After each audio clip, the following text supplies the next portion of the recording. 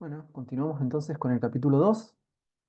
El capítulo 2 del texto de Heller comienza con una breve caracterización respecto de los elementos del justnaturalismo. El justnaturalismo es una doctrina política que sostiene la existencia de derechos naturales y considera la sociedad como el producto de un contrato entre determinados individuos. El justnaturalismo postula tres elementos fundamentales que caracterizan el origen de la sociedad. En primer lugar, el estado de naturaleza. En segundo lugar, el contrato social. Y en tercer lugar, el estado civil. El estado de naturaleza es como una especie de situación originaria donde no existe la sociedad o la ley. Es decir, es aquel estado donde todavía los nexos sociales todavía no se han constituido. Según el justnaturalismo, existió un momento histórico, o en realidad no fue histórico, sino un momento paradigmático, donde no existían las relaciones sociales y las personas simplemente eran individuos. En esta situación, los derechos naturales de los individuos no se encuentran resguardados.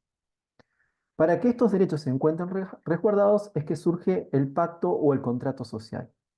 El contrato social es justamente ese momento en el cual los ciudadanos y individuos pactan libremente abandonar ese estado de naturaleza en pos de alcanzar sus propios fines. En este caso, la seguridad o el bienestar conjunto. Eh, por medio de este pacto se funda justamente el Estado civil o el Estado de Derecho. Este estado civil justamente es el producto del contrato social donde los individuos se encuentran vinculados mediante un conjunto de leyes que resguardan esos derechos naturales. Em, y es ahí cuando surge justamente el Estado como aquel que garantiza que estos derechos individuales sean resguardados. Nosotros vamos a ver algunos pensadores que representan en cierta manera el contrato social. Entre ellos podemos nombrar fundamentalmente a tres como ejemplo. Uno de ellos es Thomas Hobbes, el otro es John Locke y el otro es Jean-Jacques Rousseau. Hobbes y Locke son pensadores de finales del siglo XVII y Rousseau es un pensador del siglo XVIII. Entre las principales características de estos tres pensadores es justamente la de considerar tres elementos fundamentales que legitiman el poder social. Uno es el estado de naturaleza, el segundo es el contrato y finalmente el estado civil o el estado de derecho. Sin embargo, cada uno de ellos tiene concepciones distintas. Por ejemplo, para Hobbes, el estado de naturaleza, cada humano busca su propio interés y los hombres se encuentran en una especie de guerra de todos contra todos. Es famosa la frase de Thomas Hobbes que dice que el hombre es el lobo del hombre, Homo lupus homini, en el cual, según Hobbes, si no existiera la ley y el Estado, todos estaríamos devorándonos unos a otros como si fuésemos animales salvajes. De esta situación de guerra de todos contra todos, el temor es lo que hace surgir entre los hombres la necesidad de establecer un pacto que nos proteja de los demás lobos o de los demás hombres. Este pacto es justamente el contrato social, donde este pacto entre individuos renuncian en cierta manera a la violencia, al derecho a ejercer la violencia, en favor de la paz y la seguridad y de la protección frente a la situación de guerra en la que se encuentra el estado de naturaleza. A partir de este pacto o este contrato es que surge la necesidad de un Estado que, según Thomas Hobbes, debía tener un poder absoluto para evitar justamente esta guerra que establecía el estado de naturaleza. En segundo lugar, tenemos la posición de John Locke, que plantea que el estado de naturaleza, el hombre tiene determinados derechos que son considerados fundamentales y naturales. Uno de ellos es el derecho a la vida, el segundo es el derecho a la libertad y el tercero el derecho a la propiedad. Recordemos que Locke fue el padre, en cierta manera, del liberalismo moderno. En el contrato, John Locke considera que eh, los individuos conservan derechos naturales, como por ejemplo el derecho a la libertad, pero abandonan otros conjunto de derechos como, por ejemplo, el uso de la fuerza. El contrato no es solamente un contrato entre individuos que conforman luego el Estado, sino también un contrato entre individuos y el Estado. Es decir, que al realizar el contrato social se establece un contrato entre los individuos entre sí y un contrato con el estamento político, según el cual yo tengo determinados derechos que el Estado no puede avasallar, ¿sí? Y esos derechos son justamente el derecho a la vida, la libertad y la propiedad, ¿no? El Estado, por otro lado, deriva del pueblo y debe asegurar la paz y la seguridad y implica necesariamente un poder limitado o controlado por los ciudadanos, ¿sí? Finalmente tenemos el otro autor que es distinto a los otros anteriores, que es Jean-Jacques Rousseau, que a diferencia de Hobbes no considera que los hombres en el estado de naturaleza sean lobos o animales que se buscan atacar unos a otros, sino que son buenos, compasivos, libres e iguales, y es la propia sociedad la que genera las desigualdades y la que genera el mal en el hombre. Seguramente ustedes han visto algo de Rousseau en pedagogía y en otras materias, ¿no? Em, el contrato surge del compromiso libre entre individuos de someterse a las leyes. Y generalmente, dice Rousseau, estas leyes deben expresar para ser legítimas la voluntad de cada una de las personas que firman el pacto. Si de lo contrario, no serían leyes legítimas, ¿no? Y las leyes expresan lo que para Rousseau es la voluntad general. Por lo tanto, para Rousseau, la ley no puede contradecir en definitiva a los propios ciudadanos, por lo cual serían leyes injustas, sino que realizan la voluntad del ciudadano y por lo tanto expresan esa voluntad que Rousseau denomina como voluntad general. El Estado entonces es producto de la soberanía popular, pero una soberanía popular que debe nacer, según Rousseau, de una democracia directa y no representativa, por lo cual Rousseau consideraba que solamente era posible la democracia en una situación de pequeños estados donde todos los ciudadanos sean capaces de decidir en conjunto eh, las decisiones de gobierno. A partir de estas teorías luz naturalista podemos decir que surgen dinámicas entre los tres elementos que conforman las sociedades modernas, que es el individuo, la sociedad y el Estado. El individuo, dice Heller, es la fuente y fin de la sociedad, ¿no? Según la concepción moderna.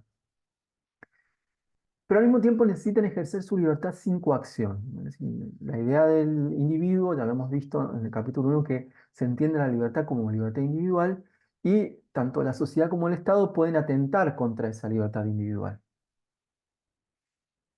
De esta concepción del individuo como fuente y fin de la sociedad y a esta sociedad como un conjunto de átomos que confrontan entre sí, cuyas relaciones son fundamentalmente nacidas de intereses individuales, surge la sociedad, una concepción de la sociedad en la que esta no es nada que una yuxtaposición de individuos distintos. Y por tanto, la sociedad solamente se entendía como la relación que establecen los individuos en función de sus propios intereses. Esta sociedad es entendida generalmente o tiene los rasgos de una sociedad del mercado, ¿no?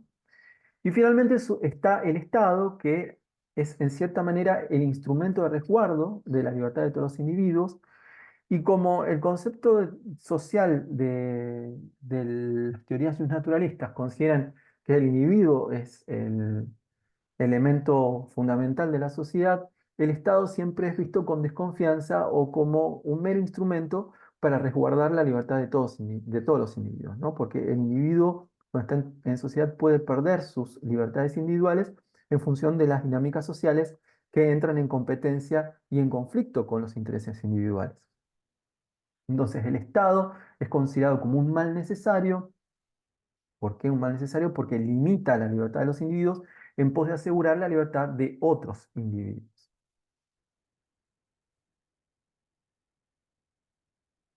Del mismo modo surge la ley, que es la mediación entre individuo y Estado.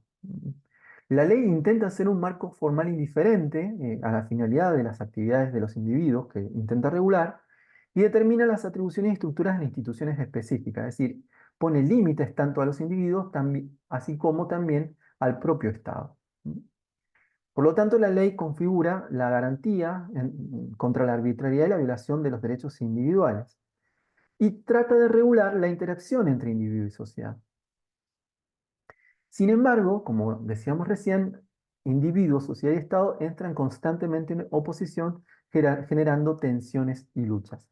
De aquí que se piense las relaciones entre individuo y sociedad como una relación siempre conflictiva, ¿sí? Siempre hay una relación entre individuo, sociedad y Estado que produce necesariamente conflicto. Es decir, ¿cuál es el límite de mi libertad individual? ¿En qué medida yo afecto la libertad de otro con mis propias decisiones? De qué manera yo al configurar sociedades o agrupaciones no avasallo los derechos de otros individuos, bueno, y cómo y hasta dónde el Estado puede intervenir en esas relaciones sociales entre individuos, ¿sí? Entonces, de estas tensiones surgen justamente los conflictos sociales y políticos que nosotros tenemos actualmente, ¿no? También surge una distinta concepción de la libertad de estas concepciones naturalistas. Eh, Está el concepto de libertad positiva y negativa, que surge de un ideólogo liberal que se llama Isaiah Berlin, pero que encuentra su base en la distinción de Benjamin Constant entre la libertad de los antiguos y la de los modernos, ¿no? Pero veamos un poco someramente, cosa que ya vamos a ver mejor en formación ética y ciudadana, cuál es la diferencia entre la libertad positiva y la libertad negativa. Generalmente se entiende a la libertad desde el punto de vista moderno como libertad negativa, ¿no? ¿Qué es la libertad negativa? Es el espacio sin interferencia, implica tener oportunidades de acción y responde a la pregunta ¿en qué ámbito mando yo? Es decir, es aquello que yo puedo hacer sin que nadie afecte mis propias decisiones. Es ese espacio de libre acción en donde no intervienen ni las demás personas ni tampoco el Estado. Eso es la libertad negativa. Por otro lado, existe el concepto de libertad positiva, que es un concepto de libertad que nosotros vemos también prefigurado en el concepto de voluntad general de Rousseau, donde se piensa la libertad no como aquel ámbito donde, en cierta manera, mando yo y donde no hay intervención del Estado, sino pienso la libertad como aquel ejercicio mediante el cual yo llevo a cabo mis propios intereses, mis propios fines.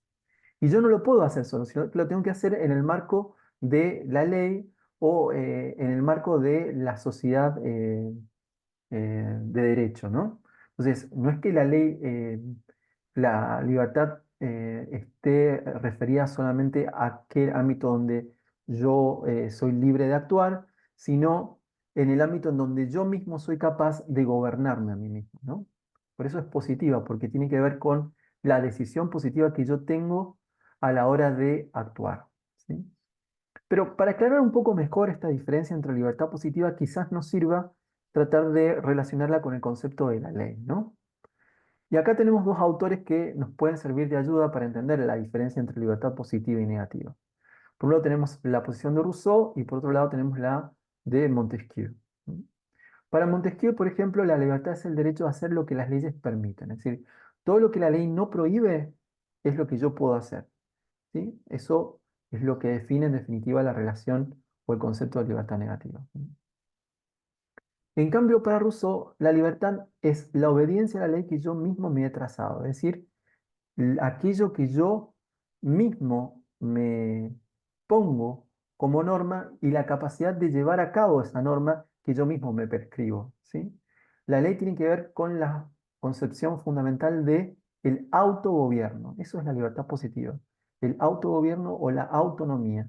La capacidad de darme a mis propias leyes, ¿sí? Ejercer mis propias leyes, ¿sí? Eso es la libertad positiva.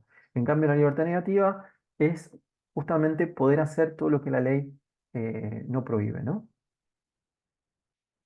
De aquí surge entonces la tensión entre, entre individuo y sociedad, ¿no? El individuo busca realizar su felicidad conforme con sus propios intereses, debe competir en el mercado para lograr su autorrealización, al contrario de la sociedad, donde las relaciones que establecen con los propios individuos poseen un dinamismo que puede entrar en contraposición con los individuos particulares, ¿sí? Por eso dice Heller al final del texto que la cuestión del individuo se presenta en el mundo moderno como una mezcla peligrosa de debilidad y poder que requiere protección, pero también límites.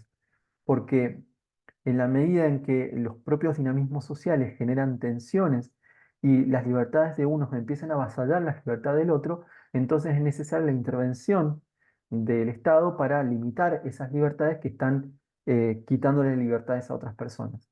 Pero por otro lado, el individuo posee un poder que necesita ser limitado en cierta manera, ¿no? Entonces hay una concepción, una mezcla peligrosa de debilidad y poder. El individuo es poderoso, por un lado, porque es el núcleo de la sociedad, el elemento que constituye el orden político de la modernidad y posee un conjunto de derechos que son inéditos para la época histórica en la cual esto se va erigiendo. Y por otro lado, es débil en la medida en que las propias dinámicas sociales entran en juego pudiendo coartar justamente la libertad individual, ¿sí? Entonces, de esa tensión surge de esa división propia de las concepciones modernas, surge la división entre individuo y sociedad y por lo tanto la contraposición entre individuo y sociedad. Bueno, seguimos entonces la clase que viene con el tema siguiente. Hasta aquí el tema de Mario Heller. Les encargo por favor si tienen que lean por favor el texto. Es decir, este video no exime la lectura del texto, así que les recomiendo por favor que puedan leerlo, que busquen dudas y preguntas y cualquier cosa me pueden contactar tanto a mí como a la profesora Yerboski para salvar esas dudas y preguntas que puedan tener acerca del texto de Mario Heller. Bueno, así que muchas gracias por su atención. Seguimos en contacto cualquier cosa y nos vemos pronto. Espero que de manera presencial. Hasta luego.